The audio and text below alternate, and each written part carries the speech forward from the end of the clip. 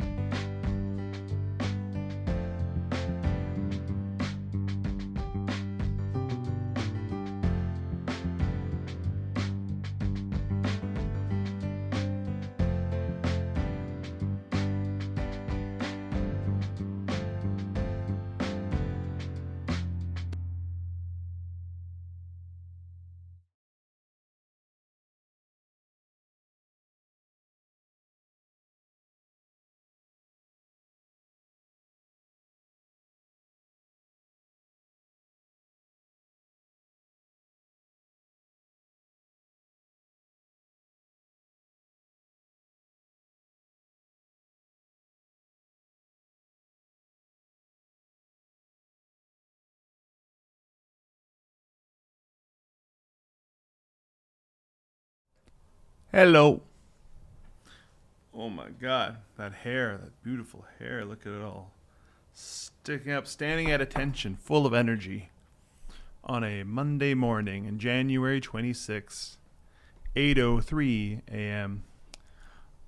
I needed to wait for at least 2 concurrent viewers because I'm a live stream diva now, and I don't get out of bed for anything less than 2 viewers. So thank you for being here. I'm here as well with my Ninja Turtles mug, my very dirty, coffee splashed Ninja Turtles mug, well loved, well used. Keep me bright and alert. I've got a good Monday morning prep ritual going too, so I'm feeling good this morning. Found so far, just peek behind the scenes, I'm always like, forget the time it takes to get everything set up and do all the checks and make sure everything's ready to go, plus make breakfast for myself, plus make coffee. But I feel I've got down to a science now where I had it all pretty much ready to go. It's at 7:30, so I was just chilling. So without further ado, I will jump into today's Monday morning slideshow. Oh, we got a Brennan Bova in the chat stealing that number 1 crown early in the game. Let's see if he can hold on to it. So welcome to the first thing in the morning live stream.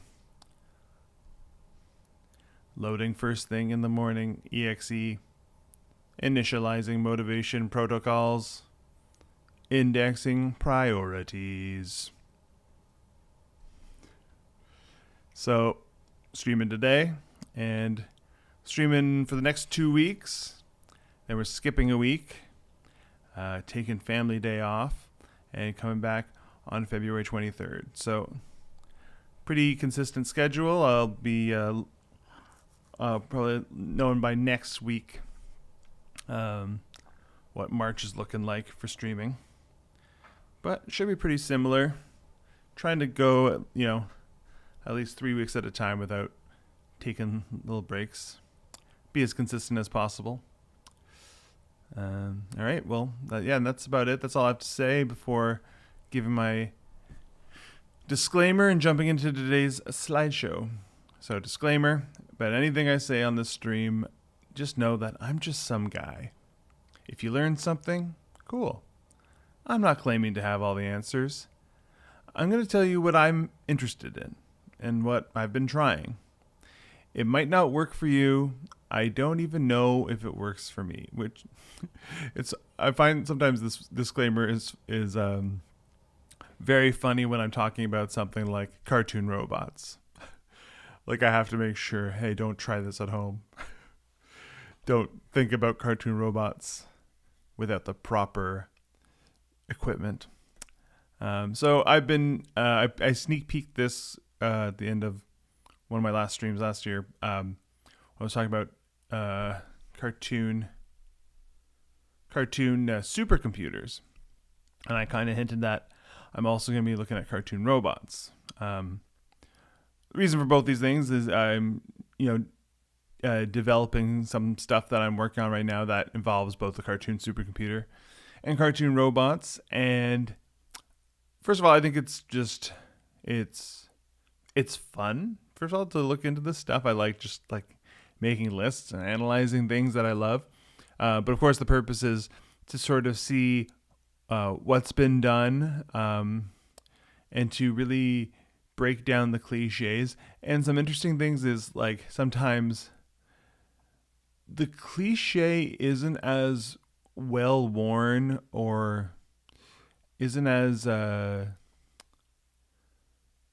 consistent as you assume. Sometimes it's like there's like one example of something that really becomes the de facto version of something.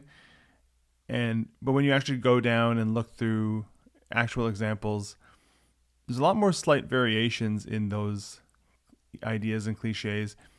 And it's interesting to see, or at least to think through those creative choices and why they're choosing to lean into the cliches or sometimes lean away from it. And how much of that is intentional or just a sort of a natural drift that happens in the creative process. I'll get more specific about some of the choices they make for writing for robot characters, which is something I've been tried to tackle as I write my own robot characters.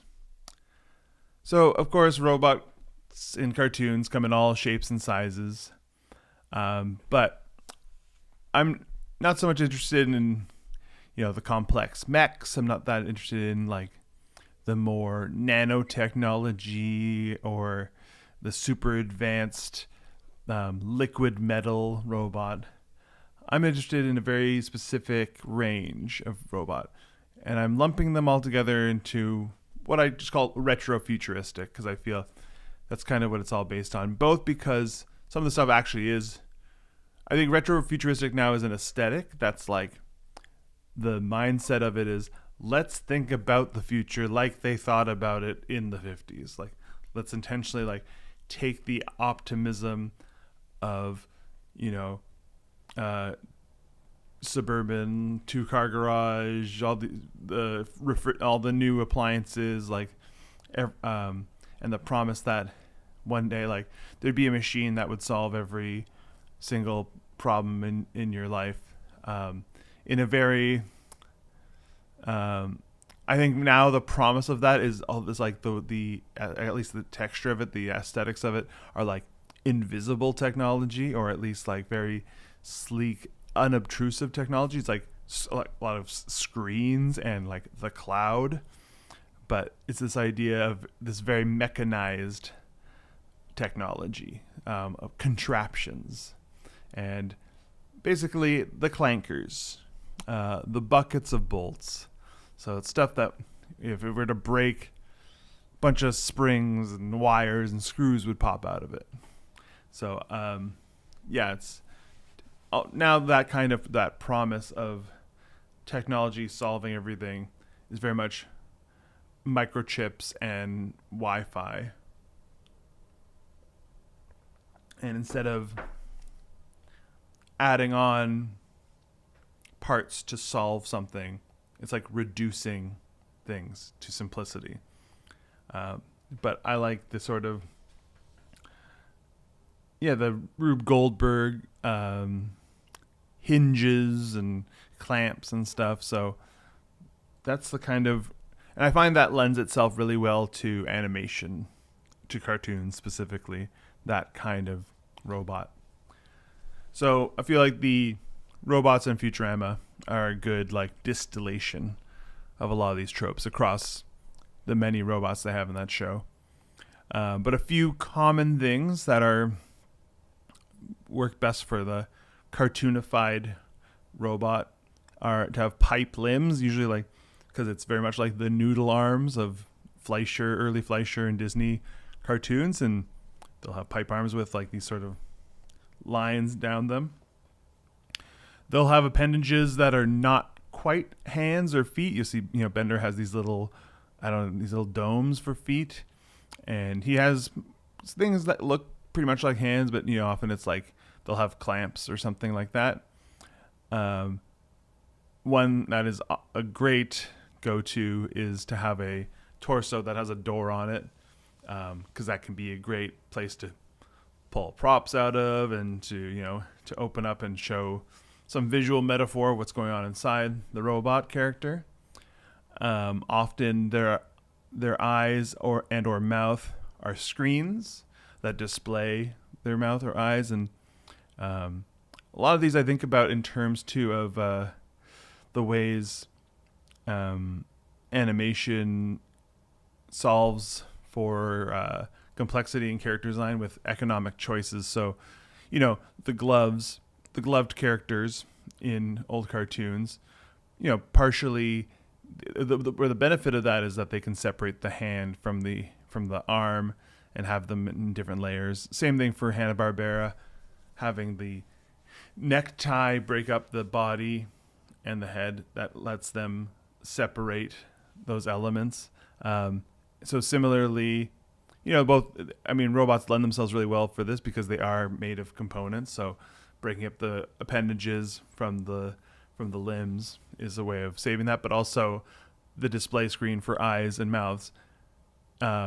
Lip sync becomes very easy if you can just show like a vibrating waveform or just a flashing light to indicate that the character's talking. They often have an antenna of some kind. They go cling, clang, and beep, boop. So a lot of fun opportunities to overindulge in the sound effects for these kinds of characters. And again, the bucket of bolts is the sort of main. That's my the metaphor I keep coming back to for these guys.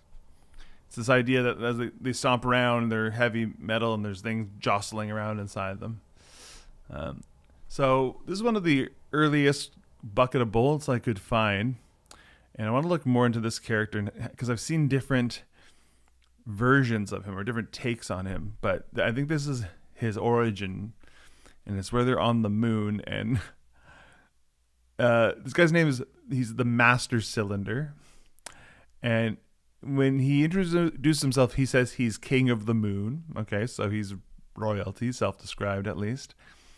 And even though he is very much like a robot, it doesn't seem like anyone built him, or he doesn't really act like a robot. He's more of like a mechanical monster or like a mechanical beast, which is kind of like very true of these early robot characters. It's the term, I don't know. I'm interested to look up the term robot and when that became the sort of default usage for an autonomous machine.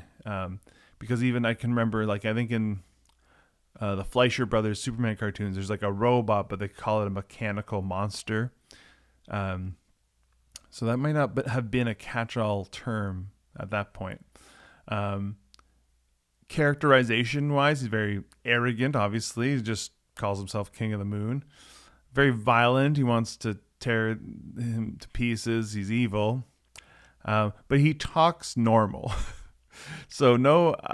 another thread I want to kind of look into more is the development of like the robot voice, like where that came from in the real world and how it sort of bled into cartoons. Because there are different variations on it, but I'm interested to kind of look into that more. But yeah, there's no filter on his voice and he doesn't talk like robotically. But he does have a weird, like, interesting, like a screen for eyes. It kind of looks like an LCD screen. And it just, like, his eyes can change and shows different things on the screen. And he is a bucket of bolts. A spring pops out of him to show that he's been busted. I wanted to talk about just a little bit more about Futurama robots. Just because Clamps is the best. And I mostly wanted to talk about how the robots in Futurama don't talk like robots. They just talk like... They're very broad stereotyped characters, but I guess a lot of the Futurama characters are both, whether they're humans, aliens, or robots. But they don't have... Most of the time, there's exceptions. There are robots that have a more dispassionate sort of speech-to-text kind of vocalization. I think sometimes ones that have a little bit more of a filter on them. But for the major robot characters like Calculon, Bender, Clamps, and the other gangster robots, they're just a stereotype of a type of character. In the case of Clamps and the other ones, they're like 30s style, like mob thugs. He's unhinged and violent, and like mainly wanted to bring him up because Clamps for Hands is such a cartoon robot classic, and he is the ultimate Clamps for Hands robot. And so another thing is when I found this is an interesting thing to track too, because when obviously this isn't Clamps, I couldn't find a picture of him being destroyed. This was like a chef robot whose head exploded.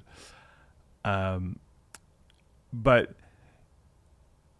early on, when robots break or explode, little springs pop out of them, and then at some point it's like springs and wires.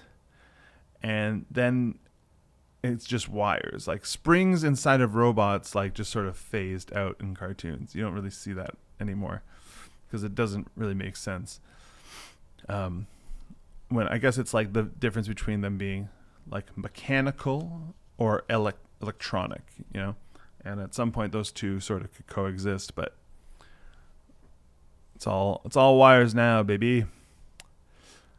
Okay, one of the I think one of the most famous or ultimate cartoon robots, Rosie the maid. Very doting, attentive, and hardworking, but also she'll give you some sass. You know, she works hard. She takes care of the home, but you know she can give it just as much as she can take it. As for her speaking, she talks maybe like a little bit slow or stilted sometimes, but there's not a lot of. Sometimes it almost feels like the voice actress is remembering, oh yeah, she's a robot, but mostly she just like has a Brooklyn accent and pretty much just a human cadence.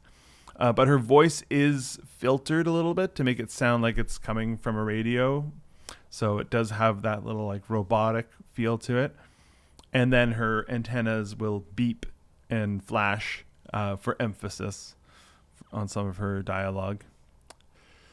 And oh yeah, I wanted to show this too because I don't think Rosie's ever been destroyed. I think that would be too upsetting for a family cartoon like Jetsons. But you do see a broken robot in this box to the left of the screen, and you see, of course, the bolts falling out and the springs sticking out.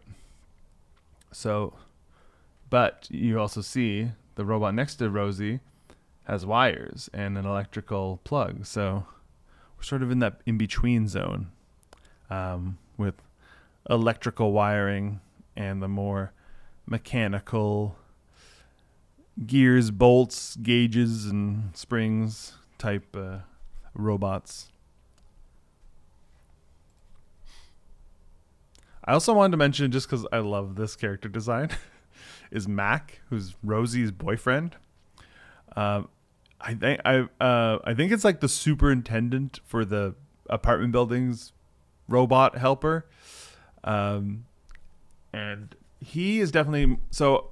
This is an interesting thing too. Is like it's kind of like the goofy Goofy Pluto dynamic, where it's like they're both dogs, but one's like a more real dog. He walks on all four legs, and one's Goofy is also sort of a dog, but he's on two legs, and you're like, what's going on with animals in this world? So I think cartoon robots follow the same sort of questionable logic where but I guess it makes sense. There are robots of varying levels of technological advancement living alongside each other in our world. So, and I think Jetsons even does a lot of jokes about stuff that is advanced from the point of view of the 70s being outdated in the future. Like that's the main thing about the supercomputer that George works on, that it's like the super advanced supercomputer, but it's all worried about losing its job because it's like old tech. Anyway, but this Mac has the another sort of cartoon robot aesthetic choice to be made out of recognizable objects. So you can see like his body's like a filing cabinet. He's got like a desk chair roller as feet. And that's just really fun. Like that sort of junkyard assembly character design style is always very charming in my opinion. He's also got that antenna that only exists in cartoons about space and the future, which like an antenna with little rings around it. So he's definitely more robotic in his speech patterns as well. Mainly, he just repeats the last thing you said to him and then goes brr bing. Like literally the voice actor says brr bing. But it's also all his voice acting is punctuated by actual like sound effects of like mechanical, like almost like jalopy noises and little boing, like little spring noises. And he's very dutiful and very hardworking. That's like he's just, when he repeats the last thing you said, it's because he's, kind of echoing the last command you gave him. It's like, and don't forget to don't forget to clean the floors. Clean the floors, burping. But he'll also do another thing which is something I was looking for more of, because I thought it was more of a robot cliche, is the robot misunderstands or takes very literally what they said. Like his boss says, they need to be like, the floors need to be cleaned badly. Like, and he goes, clean them badly, burping. He's like, no, clean them well, So those little quirks of human language get lost on the hyperliteral robot. In this case, it's sometimes the cliche I was sort of looking for was like the robot that's very intelligent in one way, but misses the sort of mushy nuance of casual human interaction. But this is more of he's kind of a simpleton of a character. But hey, I love him. Rosie loves him, and boy does he love Rosie. They hit it off right away. love at first sight, as you can see here. This is them meeting for the first time. So, wanted to talk about him. So this character is not named. It's just a robot from Robot Rabbit. Going back a little bit again. So, not a robot rabbit. It is a Wobot pest controller with electronic brain. That's the best I could do for Elmer Fudd.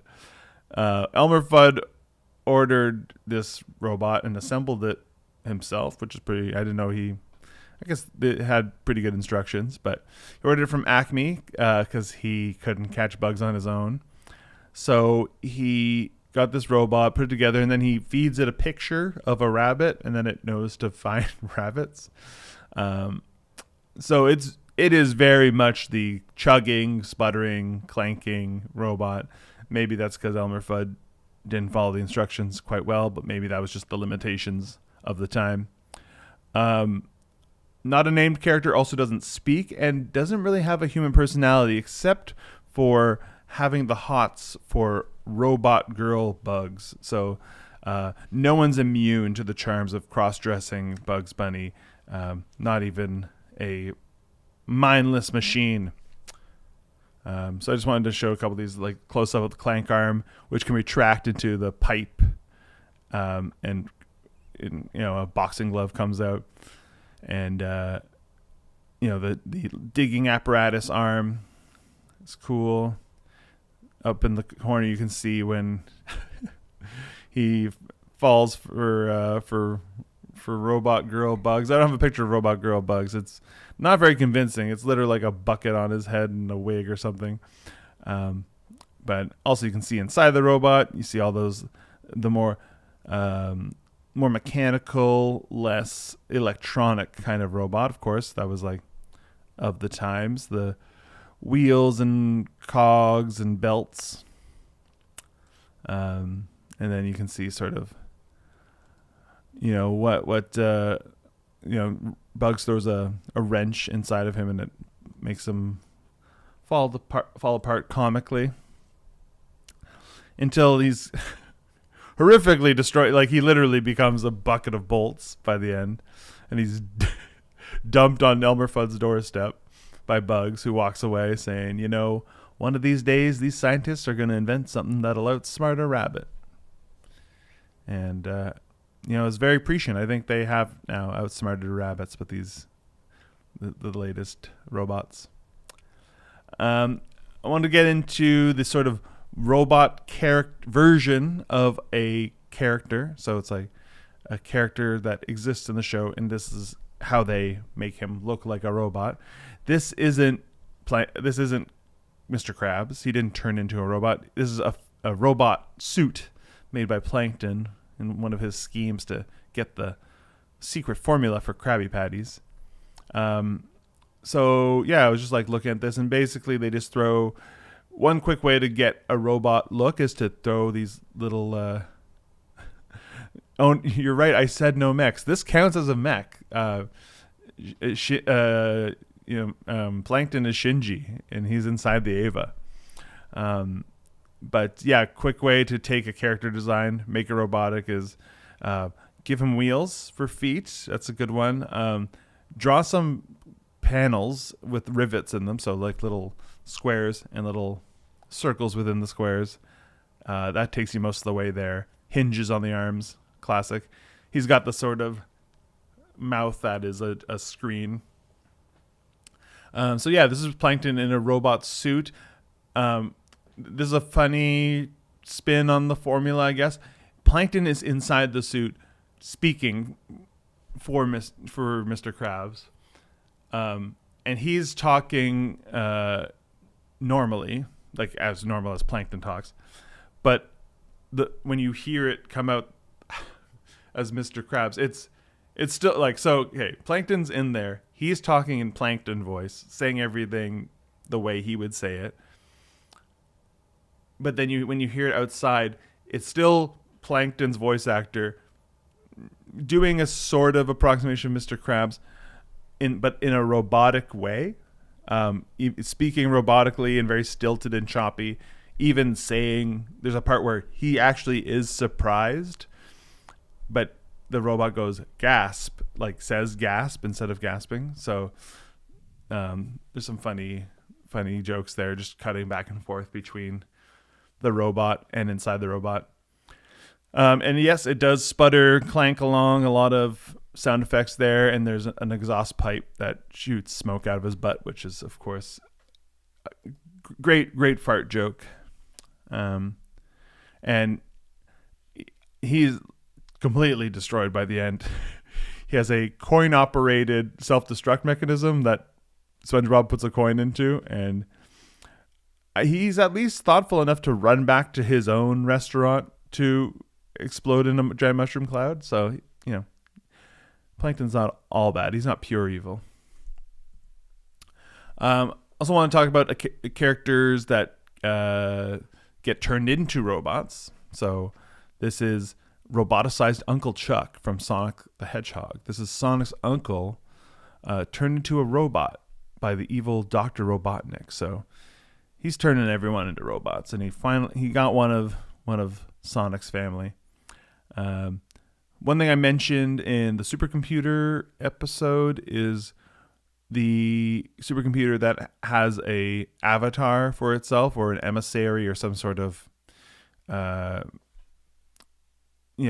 almost anthropomorphic body that can act on its behalf, and their eyes are always going to be glowing red. So he's got the red glowing eyes of that signal evil robot. Characterization is very mindless drone, mostly just walking towards you menacingly, and if he says anything, he's just repeating his directives very angrily, going, "Capture freedom fighters," and he has like a garbled, distorted robotic voice. But by the end of the episode, his memory is restored by Sonic somehow. I was really rewinding the episode, trying to be like, what happened there? This show wasn't the most consistent in its storytelling. At first I thought, is it have something to do with the rings or something? Anyway, he just talks to him at the end of the episode, and he gets him to use his willpower to remember who he is. And he says, "I'm back, at least up here. And that's the most important thing. The body will come later." So I forget if they ever do restore his body. I don't think they do. But I think he's just a robot for the rest of the show, but he's got his personality back. But he can still code switch into robot voice, and that if they need to not blow their cover, because they still got Robotnik thinking he's an evil robot, that Uncle Chuck is an evil robot. He can even do the red eyes on command. They even have a line of dialogue saying like, "I can do it. I can still do the red eyes," and all that stuff.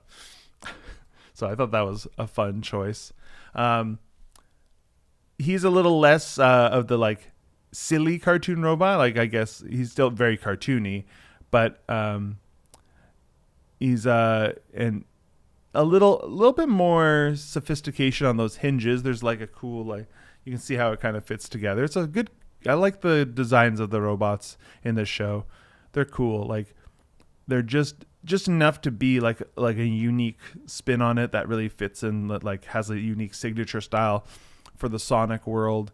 Has a bit of Japanese anime flavor, but still very Western cartoon.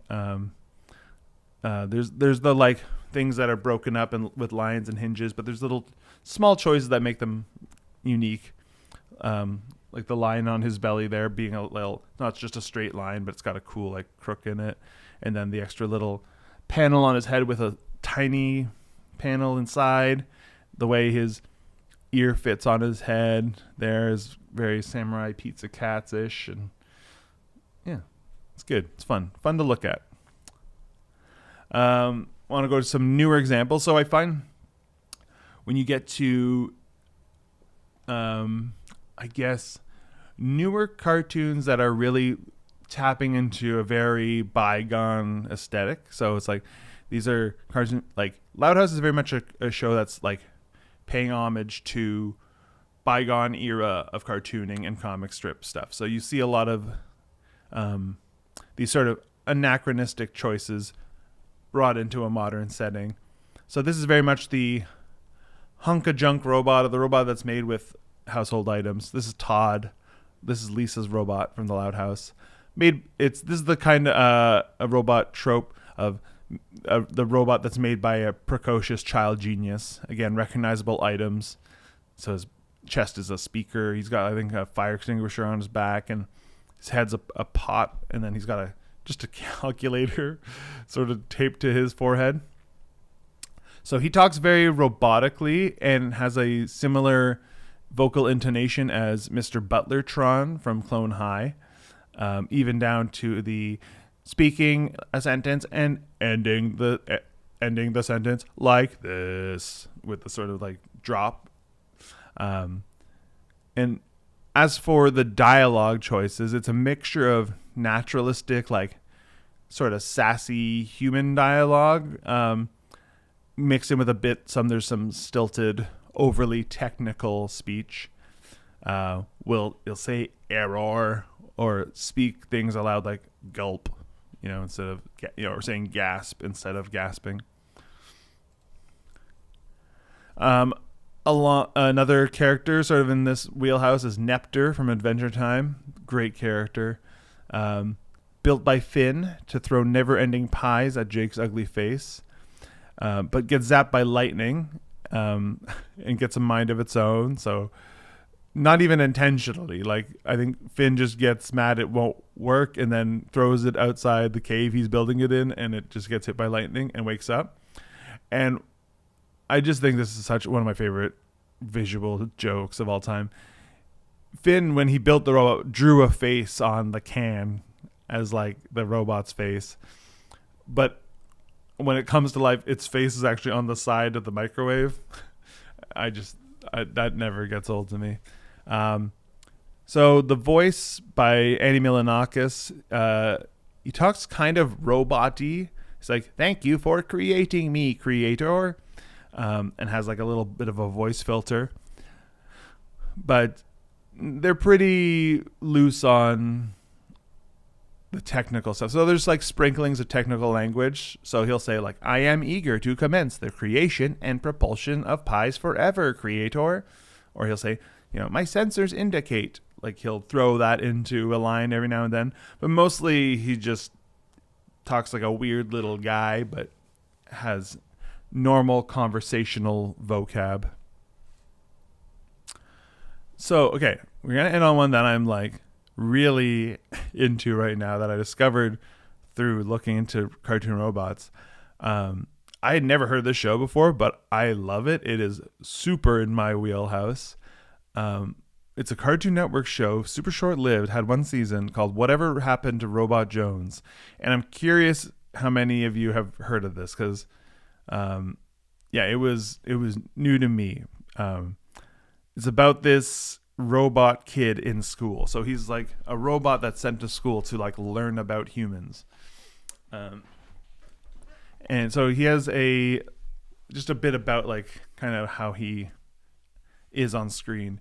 He has a light bulb head or brain, I guess, and eyes, and like they'll blink when he talks, but it's not super consistent. And apparently, I was reading that he had a text to speech voice in the original show, but they redubbed it. So I think they even broadcasted some episodes with he had I think they used a Microsoft speech or text to speech program that they didn't have the licensing to use, so they were told to stop using it. So they ended up, but I also heard that it was a studio note to make the character more like relatable or conventional. So, the robot has a mom and dad who are also robots. The dad still talks in a very like simple text kind of voice, but the robot Jones himself has a kid actor doing his voice with a robot like phaser filter on it. so the basis of his dialogue is like that stilted technical dialogue, like saying it's almost like but I feel like he talks more like a cartoony nerd than a robot, like a slight miscalculation, like, and maybe that's just because of the expressiveness in his voice. It comes off a little more like kid nerd with a bit of a robot tinge, and he's more in the classic, like, well, not the classic, but this cliche that I was sort of hunting for about misunderstanding how the world works, the world of humans. He relates more to the machines in the world, so he'll like be trying to talk to the bus or the vending machine, or like he has a crush on a girl because she has a lot of like headgear for what do you call it, like orthodontic like braces and stuff. So he's the one robot in a human world, and that's where all the character where all the plot stuff comes from, all the tension. But I just like love the vibe of the show is like so good. I love the sloppy, messy drawings are so cool. It has a very Schoolhouse Rock vibe, which I'm a huge fan of. The backgrounds, and often the background characters are like reduced a lot, like they're monochromatic when they don't need to be anything more, or they'll be like just a doodle, and lots of really just like that. I freeze them up to just be doing a lot of really fun stuff with the backgrounds, with color cards, with the animation. Whenever he's going haywire, there's just a lot of fun, wacky stuff they do, and I'm eating it up. Got some more here. I like the inside of him, and his point of view. Those are fun. One thing I like love about a cartoony robot is like showing all this mechanical stuff going on inside of them, but not needing to be consistent about it in any way. Like you can see these two views of the inside of him there's no consistent design. It's just whatever they need to show about his emotional state in that scene. Or in the first one, they're showing him charging, so they show his like energy reserve. And then the other one is like more about his mood, and then you get to also see his heart, which has a lock on it, which is a fun little detail. I like when Pat says, I like when robots are drawn just as organic as the human characters.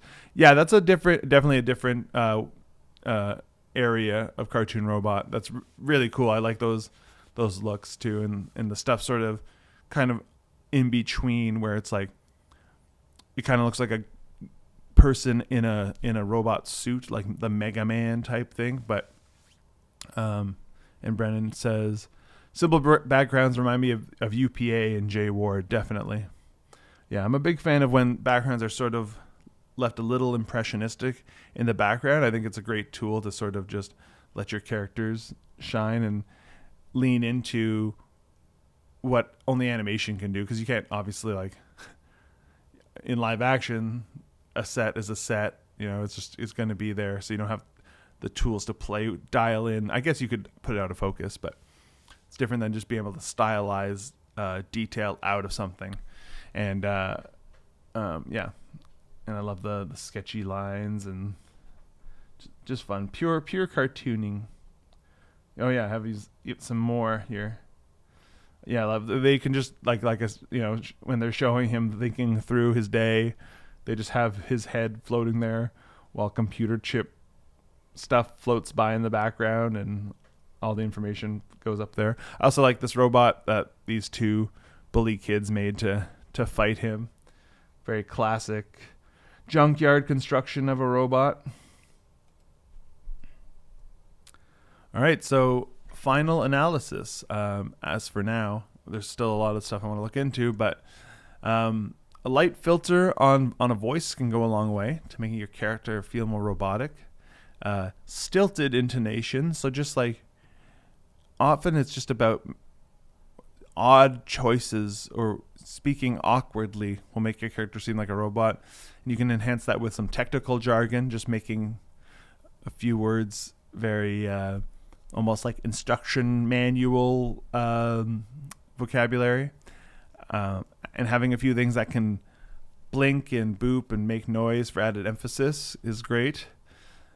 So as I'm breaking down what makes cartoon robo speak, and I've realized it can be about reducing the word count. So that led me into like looking into radio telephony. I don't know how you would say it. Radio telephony, maybe. I don't know how you'd pronounce that. But speaking clearly over radio, like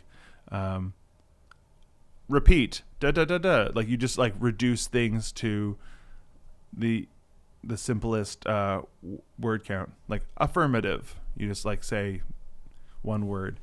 But it can also be about complexifying the word usage. So, which I'm calling techno-verbosity, which is very fitting. And it's just, it's always choosing a 3-syllable or 2-syllable word when a 1-syllable word would have done just as well. And then your characters start to sound like robots. But further research is required. Robots are all over cartoons, and there's lots of examples to dig into.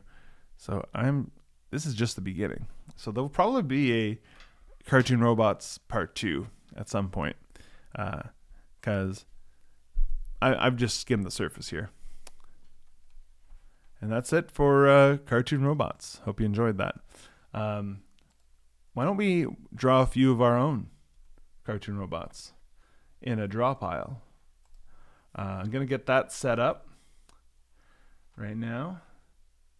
And hopefully you could all join me as we draw our own buckets of bolts.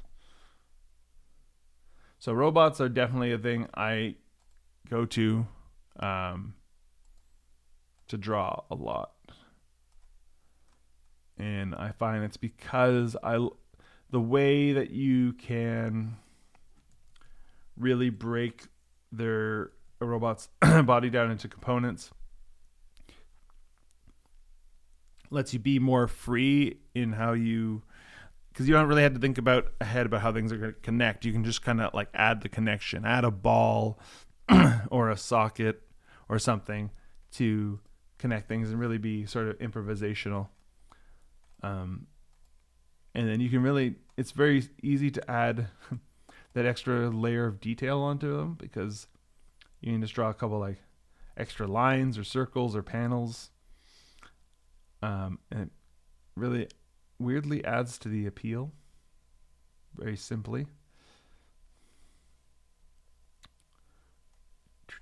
So I'm just getting the draw pile set up here.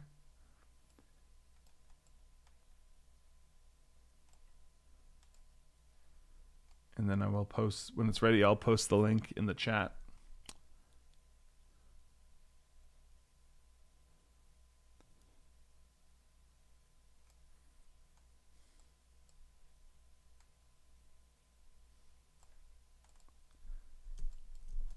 Have a nice gray background for today's session.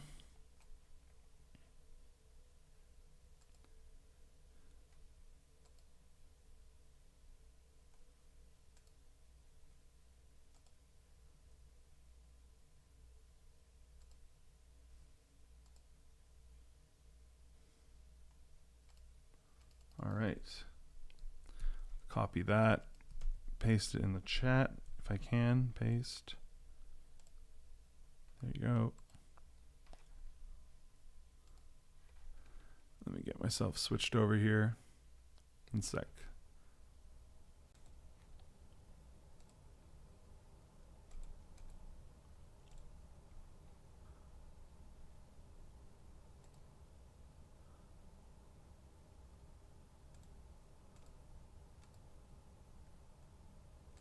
Okay.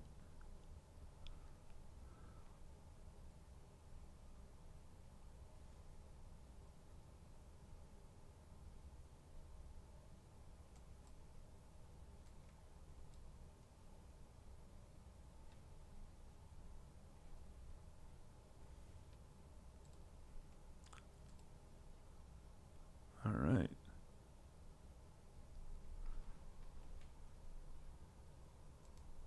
I'll get some music, some background music going.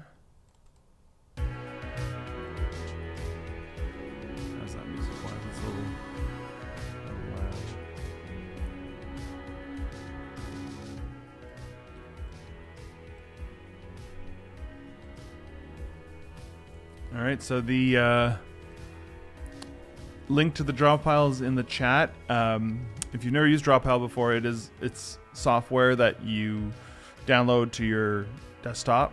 I think there's a browser version if you're drawing on your tablet or something like that, and you can't download it. But if you go to drawpile.net, you can download it there.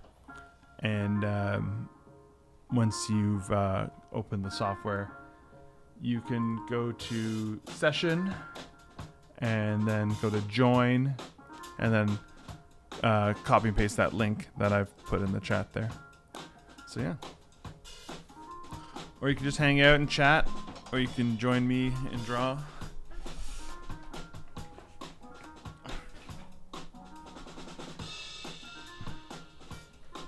So I'll be here drawing till about 9:30, and then I gotta get ready.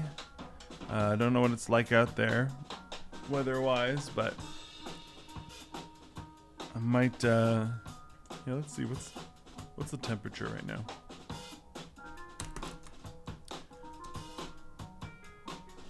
All right, it's -14, not too bad. So I'll probably take a little walk on my way to school.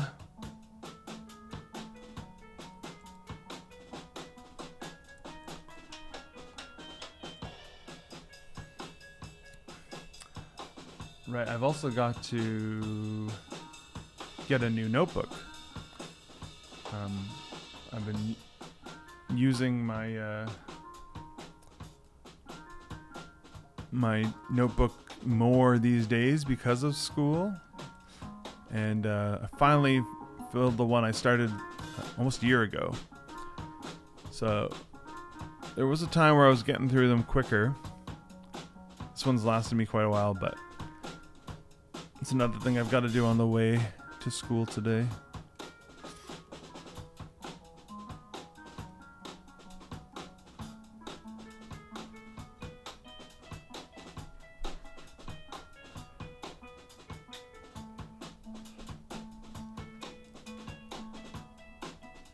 And by the way, right now, if you can, I'm not even sure how loud the music is, if you can hear it very well, but this is from a jam I did with my buddy Dougal recently. I'm playing keyboard, he's playing drums. And I've got that mixed in with some old music that I had from my musical storage.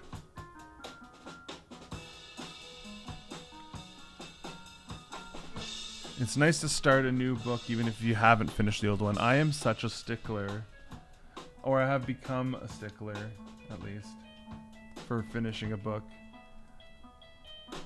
But only because, I went through, when I was much younger, I was super, super dutiful about finishing a book, obsessively. And then for quite a while I was going through a period of, it's so irritating for me to look back on this. I would finish 3/4 of a book and then it would taper off at the end, and then I would move on to a new book. So I have these notebooks and sketchbooks in my collection or on my bookshelf that are just 75% finished. I want to keep playing with this. And then there's always a part of me that goes, I want to be efficient, and I'll use those pages at the end of the book. But of course, you can't jump in to a book from 6 years ago and start drawing new drawings. It's insane. So I know how much it bothers me. So I feel like over the past, I want to say 10 years, or probably since college. I'd say it was this period between when I was very young and then starting college, where I was doing this unfinished sketchbook nonsense. But when you're in school, you're almost definitely filling sketchbooks. I was filling multiples per semester. So, and you're also broke, so you don't really have the luxury of unfinished sketchbooks.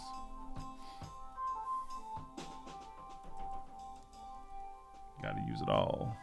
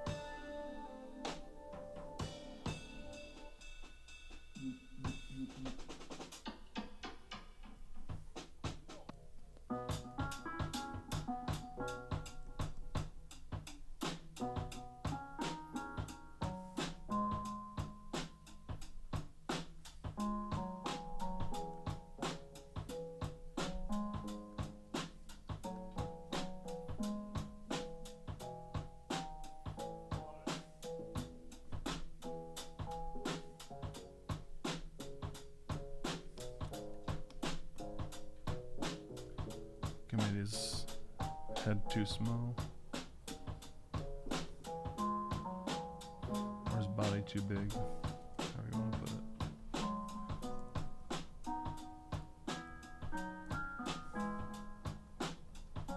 Yeah, there we go.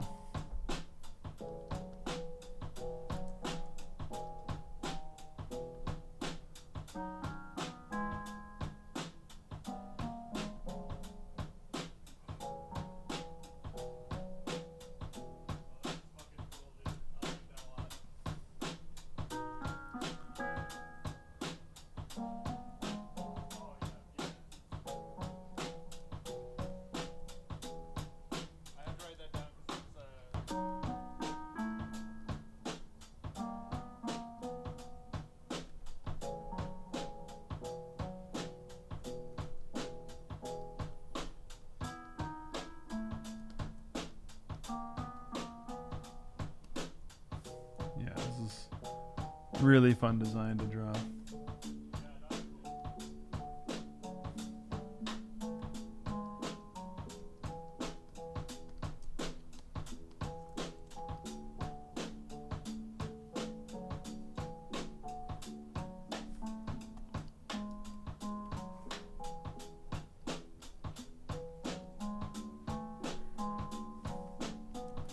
It's funny, he's got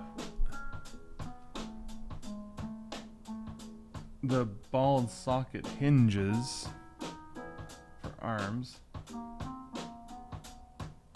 but he's got these lines on them too, like as if they were the more hose arms,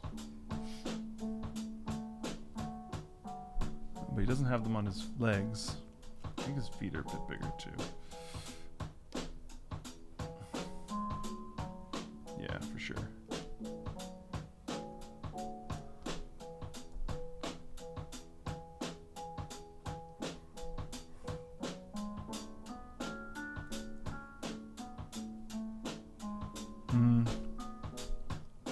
Let me see. I don't think they stick out that far. No.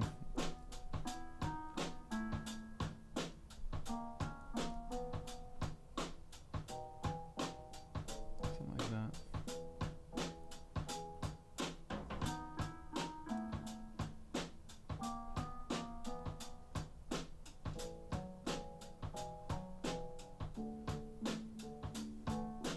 I didn't even get into any of the robots in Dexter's lab, which is, I feel like I could do a whole thing just on all the robots and machines in that show.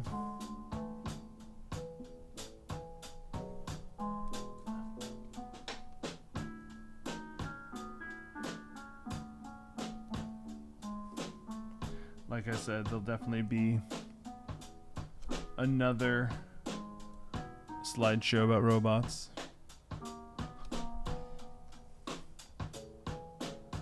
It's an endless well.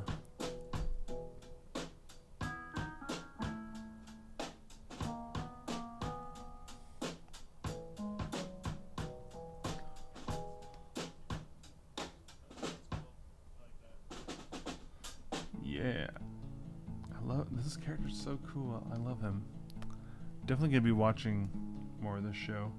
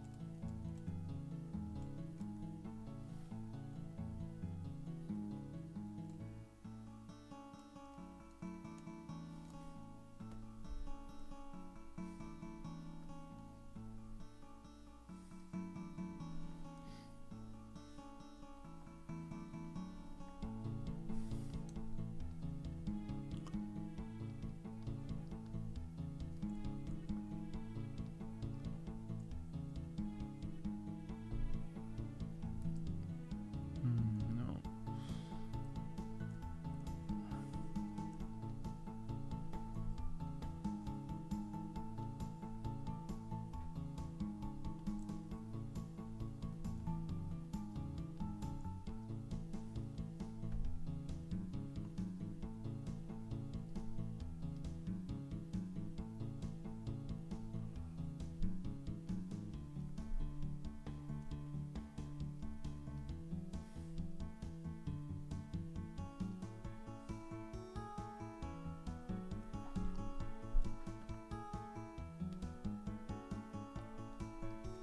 Patrick, is this a specific robot character or is this your own robot OC?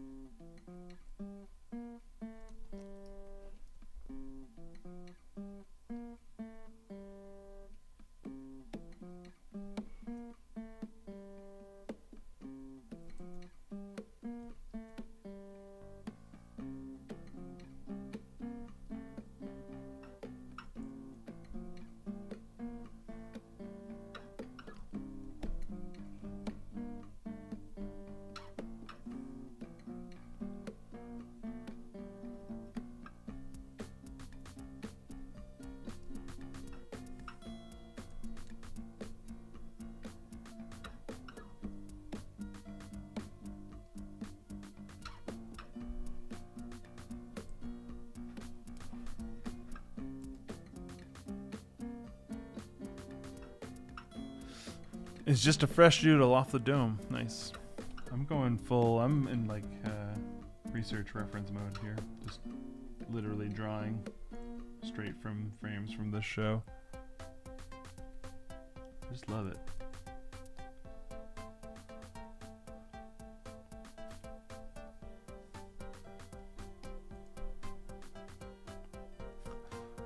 I love how the joints here are like soda pop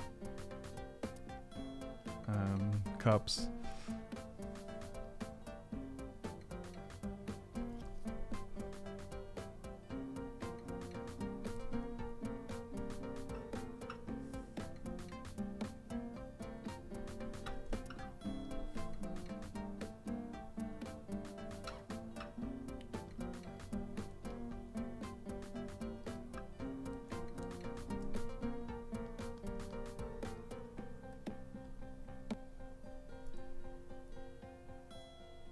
really scribbly hash marks too. That's cool.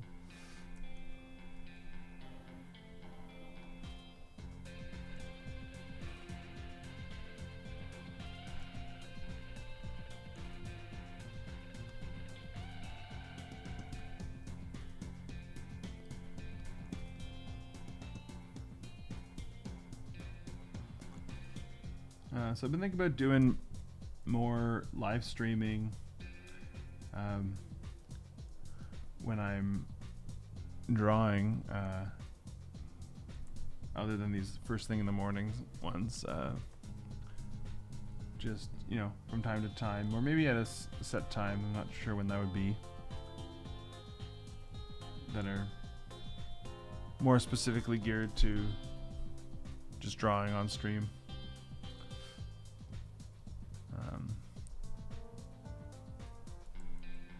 I find so a lot of my, it's interesting because there's only specific things or times when I'm drawing that I feel like that's something I'd could or would want to do on stream.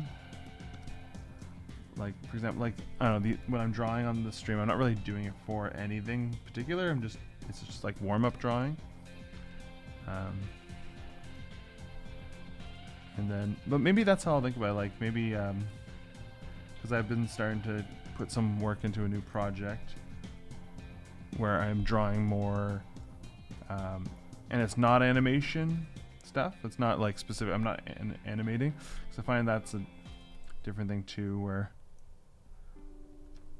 I don't know. I guess it'd be interesting to try doing these different things on stream.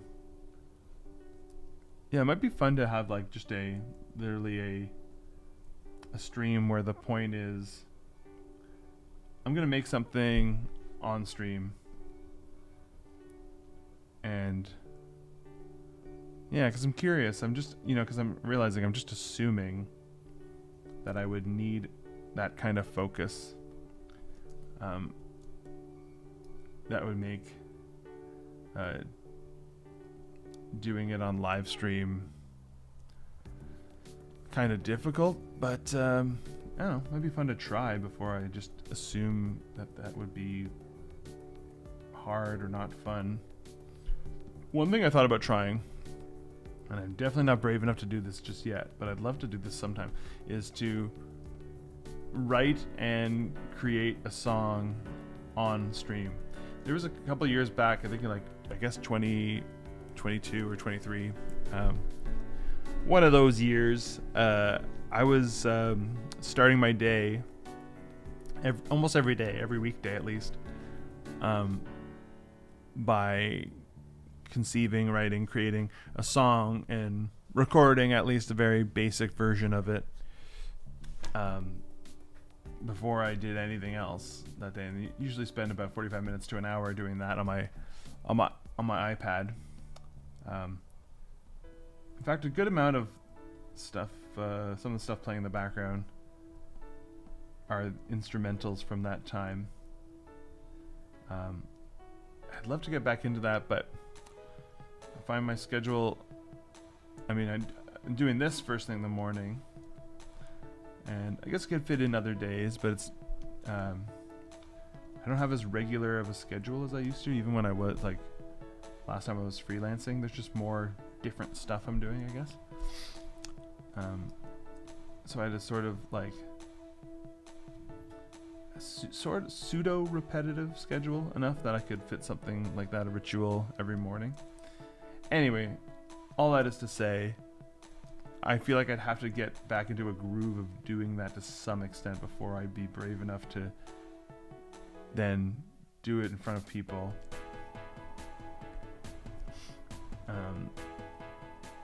Because a big part of it is letting your guard down and just writing whatever dumb thing comes to you and not caring about if it sounds good or makes sense, and you can kind of maybe do something cool with it later, which is very easy to do privately, but feels a little more vulnerable to do in front of an audience, but could be a fun exercise.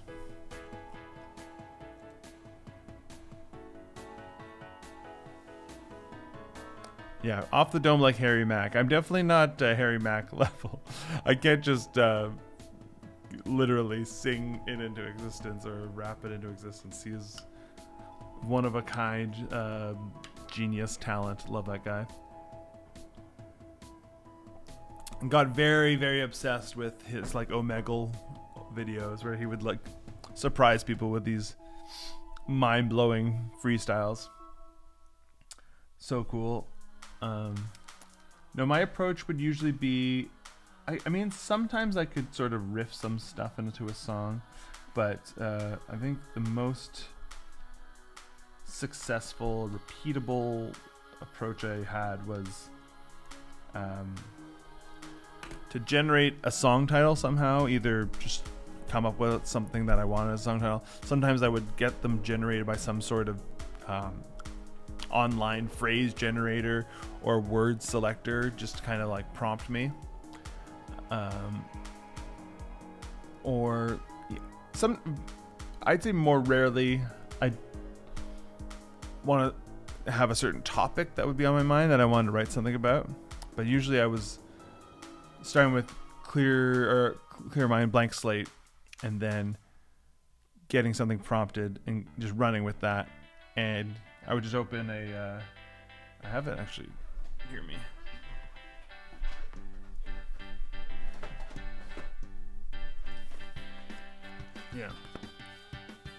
Yeah, there you go, 2022. So that's when I was doing this.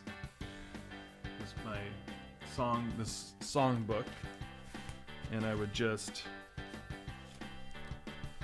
kind of write free verse. Sometimes I would try to make it into verses and choruses. Yeah, so I'd just pick a word, precise. And, I would just start with the line like, exactly what do you mean? Use your words, speak them clean. Just start writing words based around that premise and just sort of figure out what the song was about as I wrote it. Like here, I'll give like some of these songs I've actually put out on my YouTube channel as my in my audio sketchbooks, so you could hear these sung. Like this one, Permanent, just writing. Some things last for a long time, which is a Daniel Johnston pull. Some things last for a long time, some things last for hardly a day. Either way, I'm glad to be here at all. Wow, that's beautiful.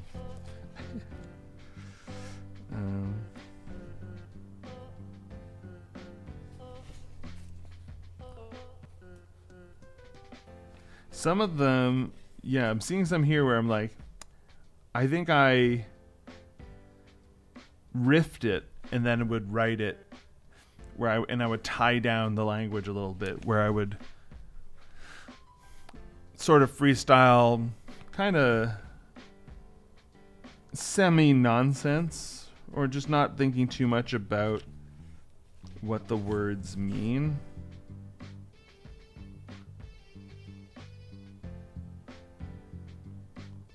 Like, I would like my silhouette to be formed by tailor hands. Things where you can like draw meaning from them, but when I sung them, I was just sort of searching for sounds, and then I think I'd like listen. It's hard to remember, this was a few years ago, but I would listen to what I sung, and then sort of choose what the words were actually going to be. But yeah, I actually had a lot of different ways of kind of approaching it, just to keep it fresh every day and feel like it was just to get different results from it. Like one thing I thought was really fun, and I'd love to do this again, is I took an album I loved but hadn't listened to in a while.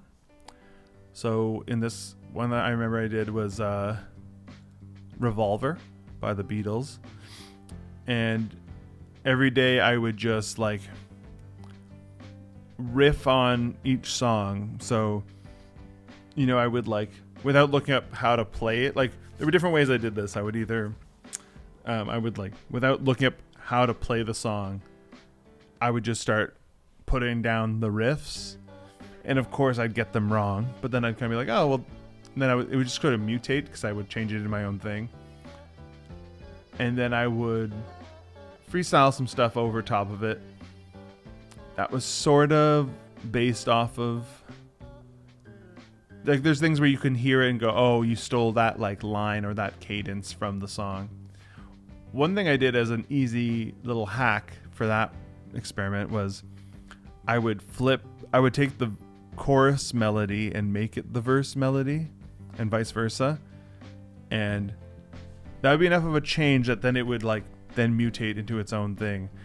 And some of them I listen to and I go, right, I know exactly, that's a take on the guitar riff from And Your Bird Can Sing, and I can tell that's what that song was. But some of them changed so much where I was like, I don't even remember. Like, I'd have to check which song that was supposed to be. And then what's the one? Tomorrow Never Knows. That one I just took as license to do a sort of dreamy psychedelic thing. I didn't really try to match the original song. But anyway, that was a fun way of just having I got some pretty good, like, I really liked a lot of the songs that came out of it. By copying the Beatles, who knew you'd come up with some good songs? But I'm trying to think if I did that, if I ever did that again with any other albums.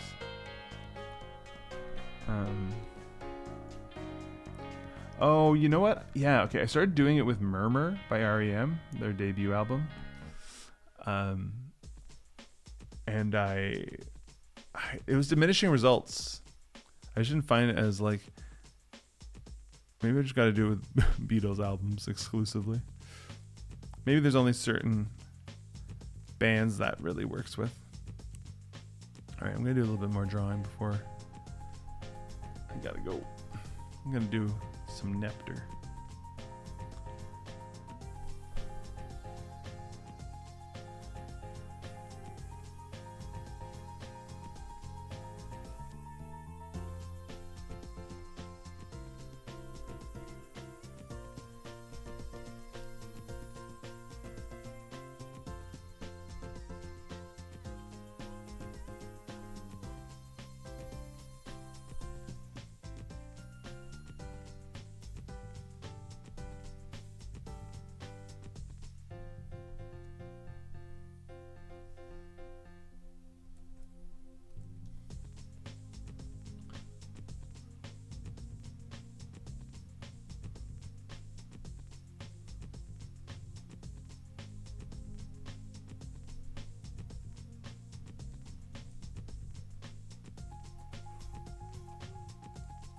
Ah, I lost my Nectar. Where'd he go?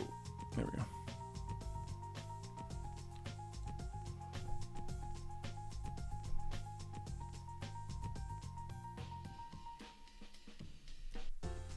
You know, it's interesting.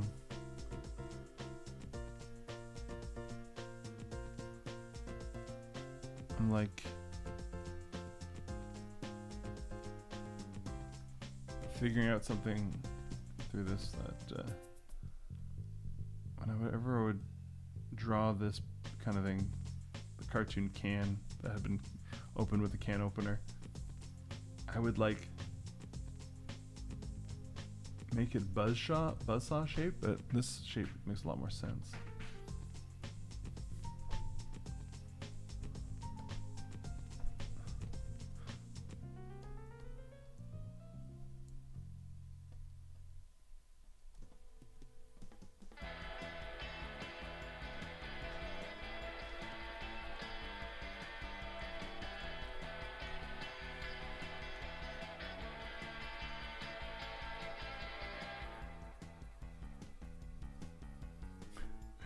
God, I love Nectar.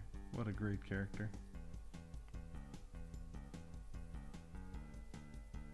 I was obsessed with this episode when it first came out.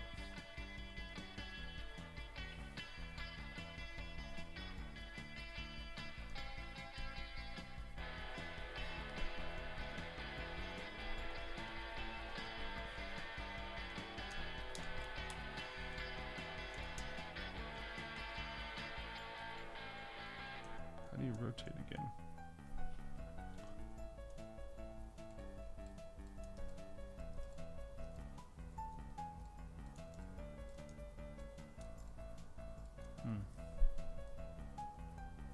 Thought I knew how to rotate canvas in this. Oh well.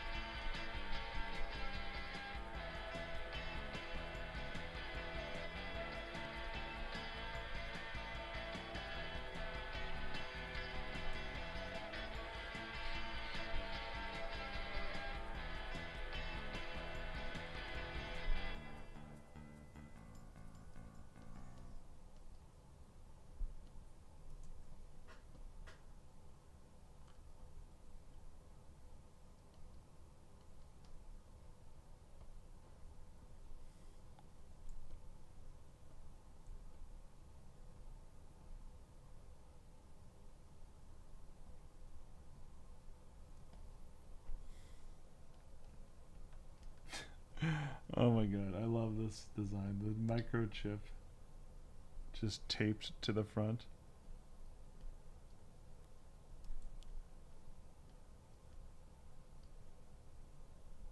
So good.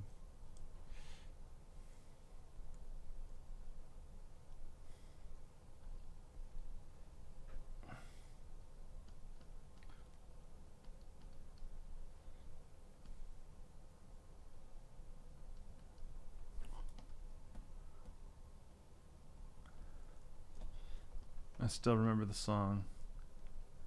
I'm gonna build me a pie-throwing robot that throws never-ending pies at Jake's ugly face. And he won't know what hit him, 'cause the pies are never, never ending. Ending pies or something like that. I forget how it. And he won't know what hit him, 'cause the pies are never, never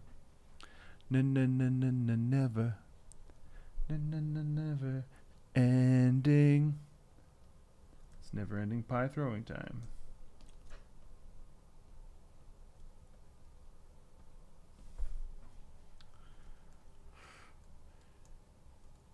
Don't leave me hanging.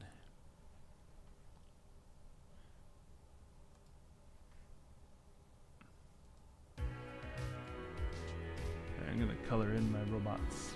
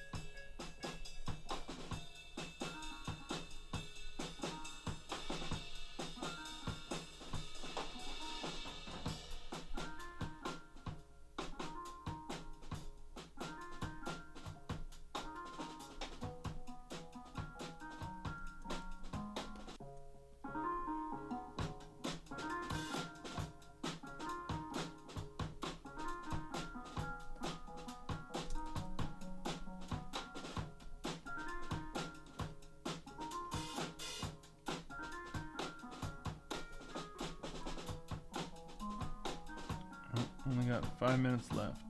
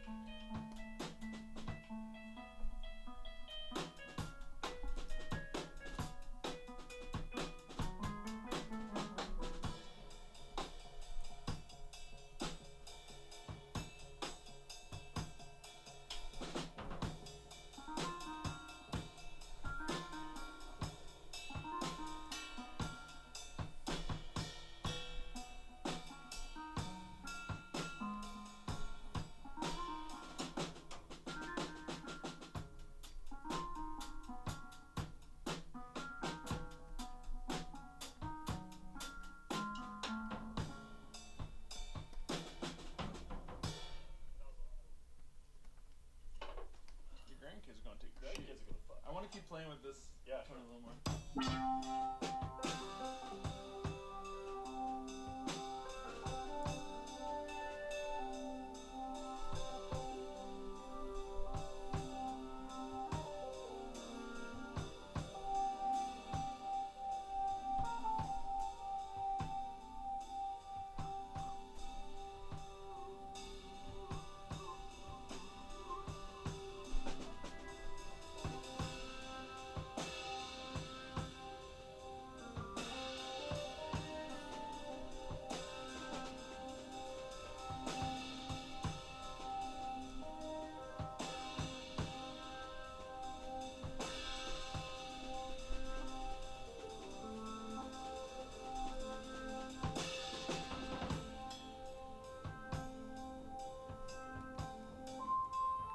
That's probably all I'm gonna have time for.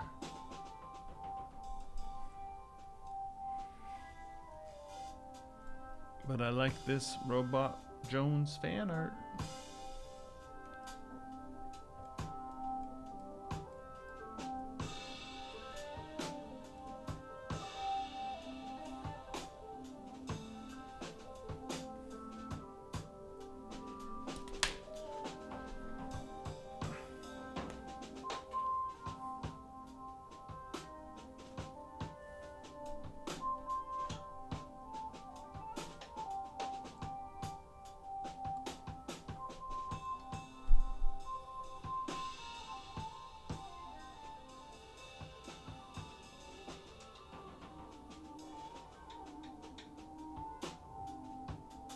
I love the tennis rackets.